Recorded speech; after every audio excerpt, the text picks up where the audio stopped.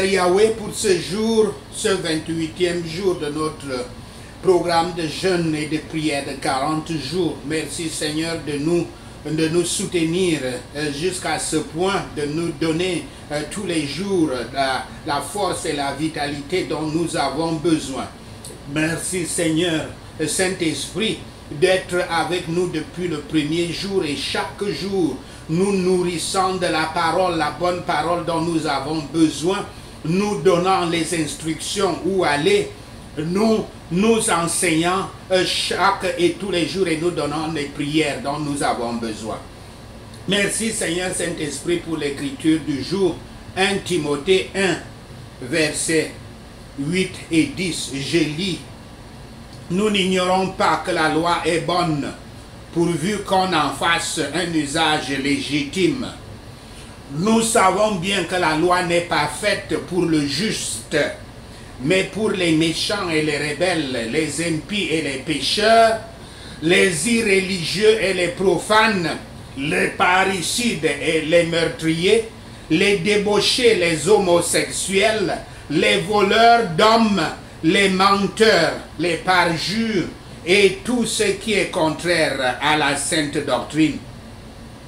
Merci Seigneur pour cette parole.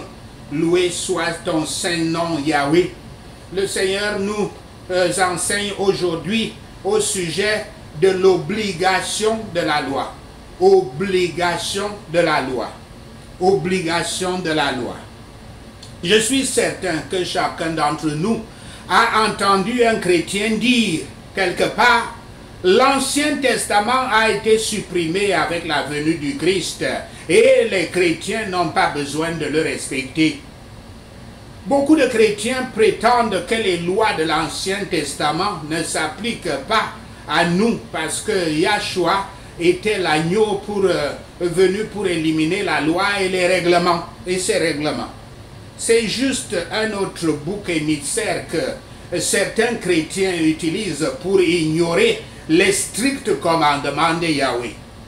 Leurs prêcheurs, les prêcheurs de telles personnes les nourrissent de ce que l'Ancien Testament n'est plus contraignant, de sorte qu'ils puissent s'excuser la majorité du mal que les Écritures interdisent.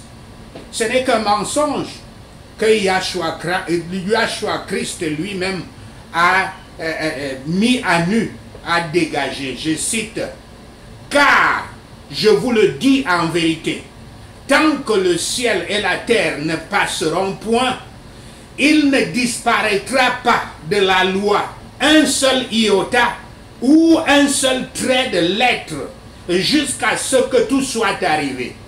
Celui donc qui supprimera l'un de ses plus petits commandements et qui enseignera aux hommes à faire de même sera appelé le plus petit dans le royaume des cieux.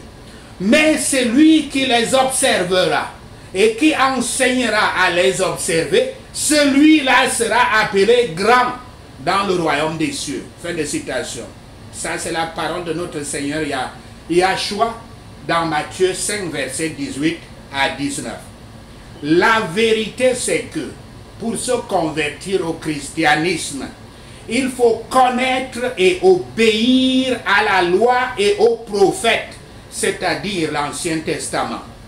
Toutes les lois contraignantes, toutes les lois qui sont applicables et que les gens aiment détester et éviter d'évoquer, seront contraignantes, car il est écrit, je cite: il est plus facile que le ciel et la terre passent et qu'il ne l'est qu'un seul trait de lettre de la loi vienne à tomber. Fin de citation. Une autre citation de la même parole du Christ par Luc 16, 17. Yahshua approuve fermement la loi et les prophètes. Il ne fait pas la moindre objection aux cruautés, si on peut les appeler ici, aux cruautés de l'Ancien Testament. Ce que nous sentons comme cruauté, très souvent à cause de de notre cécité spirituelle. On voit les choses au niveau physique seulement. L'Écriture dit, ne croyez pas que je sois venu pour abolir la loi ou les prophètes. Je suis venu non pour abolir, mais pour accomplir. Fait de citation. Citation de notre Seigneur Yahshua dans Matthieu 5, verset 17. Et il le fait pour toujours.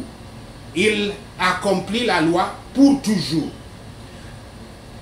Là, une seule section dans cette présentation, parlons de la bonté de la loi. La bonté de la loi. La bonté de la loi. L'apôtre Paul ne condamne pas la loi, mais exige le bon usage et la pratique de celle-ci. La déclaration de Paul est évidemment faite par l'apôtre pour se prémunir contre la supposition, on supposait qu'il était un ennemi de la loi. Sans doute, cette accusation serait intentée contre lui ou contre quiconque conservait les sentiments qu'il exprimait dans les versets avant l'écriture du jour. En parlant ainsi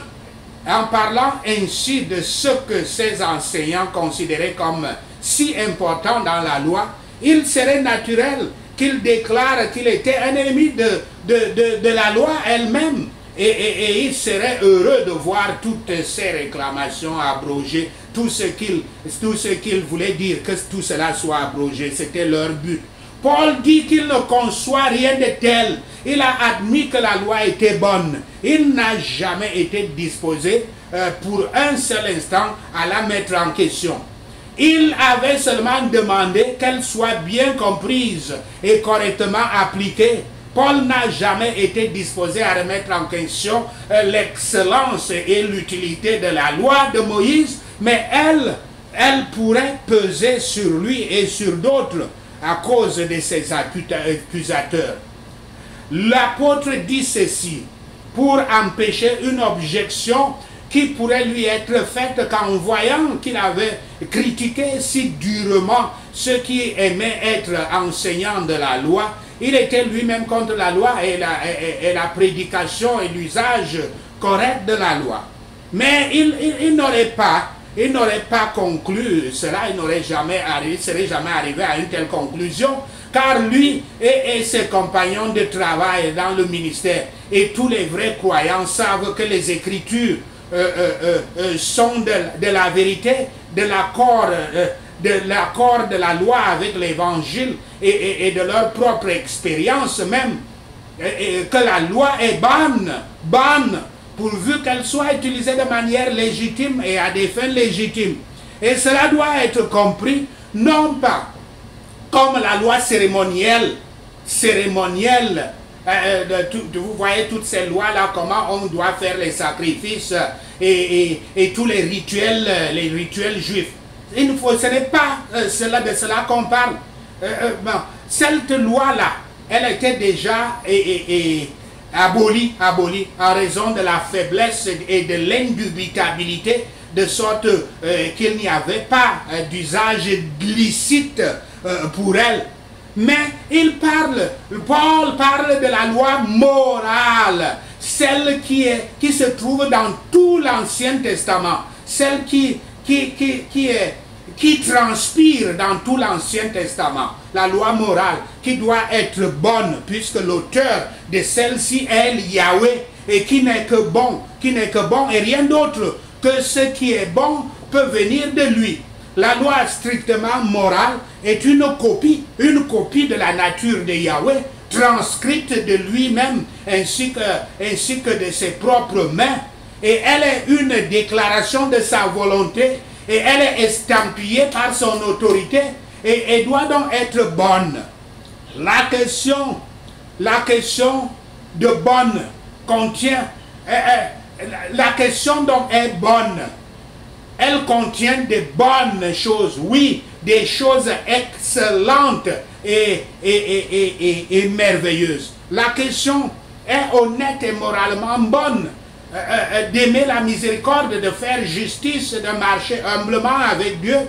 Et elle est agréablement bonne pour un homme régénéré qui l'aime et se réjouit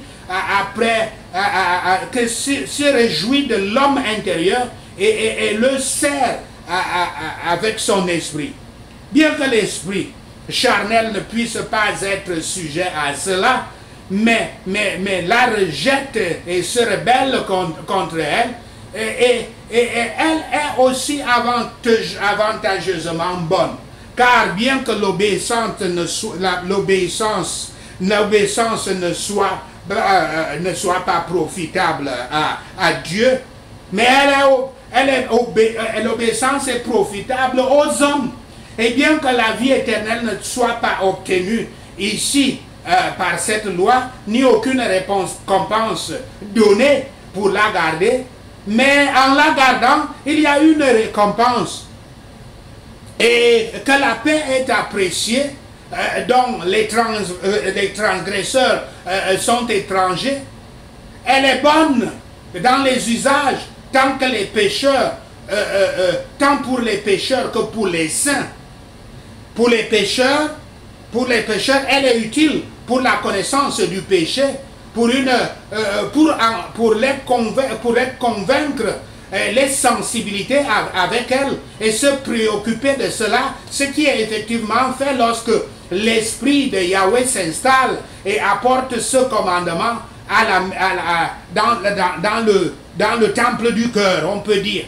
Et si cela ne fonctionne pas, si cela ne marche pas, elle est parfois un moyen de retenir les hommes contre le péché, ce qui est l'usage des lois civiles même chez les hommes. Et si ce n'est pas le cas, elle est toujours utile pour accuser les hommes à juste titre du péché et les prononcer justement coupables devant Dieu pour cela, de les maudire comme ils le méritent et de condamner le jugement, les condamner au jugement et à la mort. Et pour les croyants, la loi est toujours utile, bien qu'il ne soit pas sous la loi, comme il était dans les mains de Moïse, et comme une alliance des œuvres, mais sont libérés de sa malédiction et de sa condamnation, et sans aucune obligation de rechercher la vie et la justice par elle. Pour eux donc les croyants, elle est utile pour leur indiquer quelle est la volonté de Dieu et ce qu'il faut faire ou ne pas faire. Et c'est leur règle de promenade et de conversation avec Dieu, comme dans les mains du Christ. Et c'est comme un verre pour eux, comme un miroir pour eux, de voir leur propre déformation. Je parle là des chrétiens, de voir leur propre déformation, l'impureté de leur nature, la peste de leur propre cœur et l'imperfection de leur obéissance, par laquelle ils voient l'insuffisance de leur propre droiture, de leur propre justice, jusqu'à quel point ils sont encore éloignés de la perfection, et quelles sont les créatures charnelles qui restent, quelle créature charnelle il reste par rapport à cette loi. Et comme cela sert aussi, cette loi leur sert aussi à éloigner d'eux-mêmes, elle tend à rendre le Christ et sa justice plus à nous amener à aimer le Christ et sa justice comme la chose la plus précieuse de leur estime. Et elle qui a forgé une justice aussi large et aussi longue, lui, je veux dire Christ qui a forgé une justice aussi large et aussi longue que cette loi, et par laquelle il est magnifié et rendu honorable, et les a délivrés de la malédiction et de sa condamnation. Et cette loi est bonne, car elle est sainte dans son auteur, sa nature et son utilisation. Et comme il se doit, exigeant juste des choses justes, et faisant ce qui est juste, et acquérant ceux qui s'intéressent à la justice du Christ, et en condamnant ceux qui n'ont pas de droiture. Et comme c'est une loi spirituelle et parfaite, qui atteint l'esprit et l'âme de l'homme, et s'intéresse aux pensées et aux mouvements intérieurs, ainsi qu'aux actions extérieures. Et surtout, la fin de cette loi, la fin épanouissance, la fin de cette loi est bonne, car elle est en Yahshua Christ, qui a été créé, puisqu'elle a été créée sous lui, il est venu pour accomplir cette loi et a répondu à toutes les exigences de cette loi afin qu'elle soit bonne et qu'elle ne soit pas refusée par nous. La loi est destinée à occuper un endroit très important, mais une place très importante, mais elle ne doit pas être pervertie. Paul a demandé seulement qu'elle soit utilisée correctement. Et pour cela, il progresse pour indiquer quel est son véritable dessein. La loi est bonne si un homme l'utilise légalement. Car si elle est utilisée pour obtenir la vie, la justice et le salut, par les œuvres personnelles ou par obéissance, elle est utilisée illégalement, je dis, car la loi ne donne pas la vie, ne donne pas la justice. La justice ne peut pas venir d'elle, ni les hommes ne peuvent être sauvés par les œuvres de la loi. Utiliser la loi à ses fins et l'abuser, comme l'ont fait les faux prêcheurs, et d'user de ce qui est bon en soi et dans son bon usage pour faire ce qui est mauvais. C'est-à-dire obscurcir et frustrer la grâce de Yahweh et annuler les souffrances et la mort du Christ quand on agit ainsi, en s'accrochant à la loi, en croyant que la loi va donner tout. Un usage légitime de la loi, c'est de nous apprendre à obéir.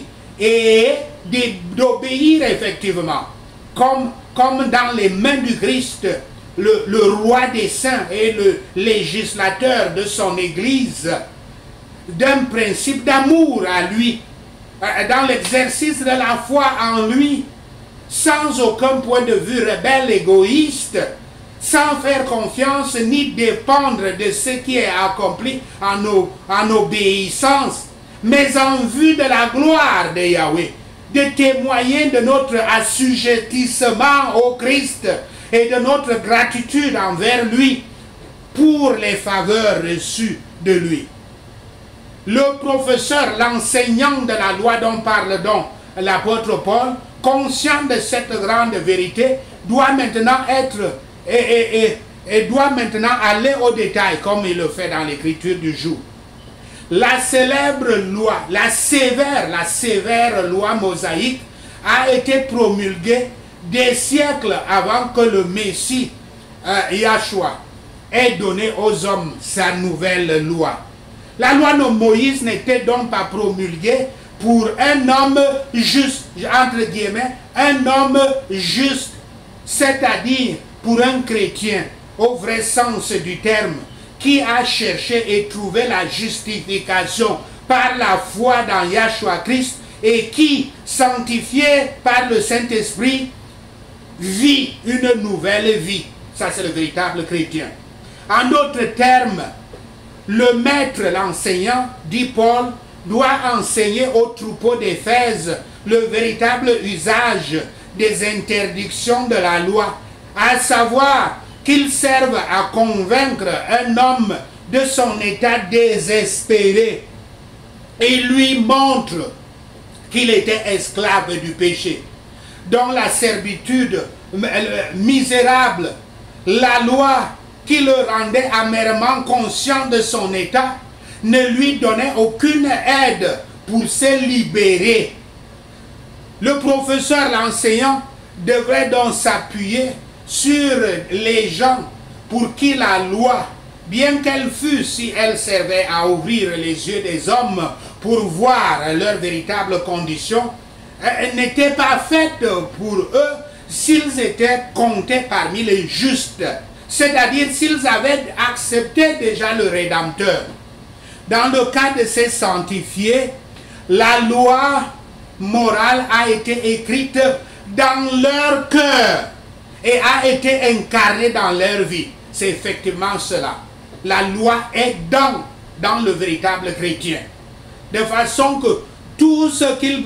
Vous pouvez lire la loi de Moïse à un véritable chrétien, tout sera juste pour lui. Parce que lui, il fait déjà ça, il obéit déjà à ça. Il semble clair que l'apôtre ne se réfère pas simplement à la loi cérémonielle. La loi des cérémonies, là, comment sacrifier les chèvres, les moutons et tout. Ce n'est pas de la loi cérémonielle, car celle-là a déjà été abolie. Elle a été écartée déjà avec la venue du Christ. Les meurtriers, les meurtriers des pères et des mères, les menteurs, les diviseurs, tout cela sont sujets à la loi. Ce n'était pas la loi cérémonielle qui condamnait ces choses, mais la loi morale. La loi morale. On ne peut pas supposer en outre que l'apôtre voulait dire que la loi n'engageait pas un homme juste, un chrétien véritable, ou qu'il n'avait aucune obligation de l'obéir. Car il enseigne partout que la loi morale est obligatoire pour toute l'humanité. Supposez aussi qu'un homme juste soit libéré de l'obligation d'obéir à la loi, c'est-à-dire de faire le bien, est une absurdité.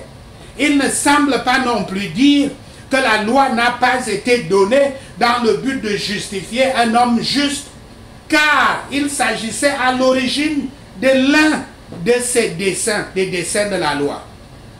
Si l'homme l'avait toujours obéi, il aurait été justifié par cela. Le sens semble être que le but de la loi n'était pas d'entraver ou de perplexer ceux qui étaient justes et qui visaient à faire leur devoir et à faire plaisir à Yahweh. Elle n'était pas destinée à produire un esprit de servitude et d'esclavage. Comme les Juifs l'ont interprété, ça faisait cela. Et cette interprétation semble avoir été adoptée par les enseignants d'Éphèse, à qui Paul se réfère dans l'Écriture. Toute la tendance de leur enseignement était de mettre l'âme dans un esclavage et de faire de la religion une condition de servitude. Paul enseigne, d'autre part, que la religion était une condition de liberté et que le but principal de la loi n'était pas d'entraver les esprits des justes par d'innombrables observances et règlements innombrables, mais qu'il fallait retenir les méchants du péché. Il fallait les empêcher du péché. C'est le cas de toutes les lois. Aucun homme, aucun homme bien ne se sent écrivain ou menacé par les lois saintes, les bonnes lois, et ne pense pas que le but de la loi soit de le réduire à un état de servitude. Ce ne sont que les méchants qui ont ce sentiment. Et dans ce cas, la loi est faite pour un homme qui a l'intention de faire du mal. C'est eux qui se sentent opprimés par la loi, les méchants. La loi a été faite, elle a été faite pour les hors-la-loi. Pour les hors-la-loi peut-on les appeler. pour les lier et les retenir. Pour les désobéissants, ceux qui sont insubordonnés, sans loi, réfractaires. Pour les impies, ceux qui n'ont pas de religion, qui n'hésitent ni ne rendent hommage à Yahweh. Pour les pécheurs, le mot utilisé ici est général et comprend les péchés de toutes sortes. Pour les impies, ceux qui sont indépendants du devoir envers Dieu ou l'homme.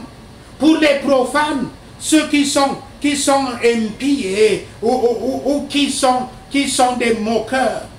Pour les meurtriers des pères, ceci était expressément interdit par la loi de Moïse et était un crime punissable par la mort dans Exode 21, verset 15. Pour les meurtriers des mères, un crime encore plus atroce et monstrueux, si possible, que le premier. Nous ne pouvons concevoir rien de supérieur à cela en atrocité et pourtant ce crime était commis. Pour les meurtriers en général, ce mot signifie homicide, meurtre. Le crime est expressément interdit dans la loi, dans Exode 20, verset 13. Pour les débauchés, une classe bien connue,